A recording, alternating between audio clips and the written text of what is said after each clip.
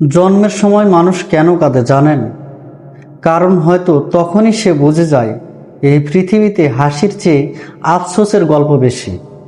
মানুষ একমাত্র প্রাণী যে কাঁদতে কাঁদতে পৃথিবীতে আসে, তারপর শুরু হয় জীবনের পথ চলা। ছোটবেলায় অভিযোগ, আমার এটা নেই ওটা নেই। বড় হলে ভাগ্য আমার সাথে নেই। আরও বড় হলে মানুষ আমাকে বুঝলো না। আমরা সারা জীবন কিছু না কিছু অভিযোগ করতেই থাকি। যা আছে তার জন্য কৃতজ্ঞতা কম, যা নেই তার জন্য আফসোস বেশি। একটা সময় ছিল যখন বড় হওয়ার জন্য ব্যস্ত ছিলাম, আর আজ বড় হয়ে ভাবি, আহা, যদি আবার সেই ছোটবেলায় ফিরতে পারতাম। জীবনের সবচেয়ে বড় ট্র্যাজেডি হলো আমরা বর্তমানকে উপভোগ করতে শিখিনি।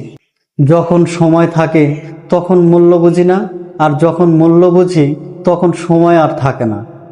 শেষ বয়সে এসে মানুষ বুঝতে পারে টাকা সব কিছু নয়, অহংকার সব কিছু নয়, জয় পরাজয় সব কিছু নয়। সবচেয়ে মূল্যবান ছিল কিছু মানুষ, কিছু সম্পর্ক, আর কিছু মুহূর্ত। কিন্তু তখন অনেক দেরি হয়ে যায়। তাই আজ বাঁচতে শিখুন, অভিযোগ নয়, কৃতজ্ঞতা শিখুন। কারণ জীবনটা খুব ছোট, নইলে আপনাকেও চলে যেতে হবে এক বুক আফসোস নিয়ে। যেমন করে কোটি কোটি মানুষ চলে গেছে, আর তখন শুধু একটা প্রশ্নই মনে জাগবে, এত অভিযোগ না করে যদি একটু বেশি বাঁচতাম।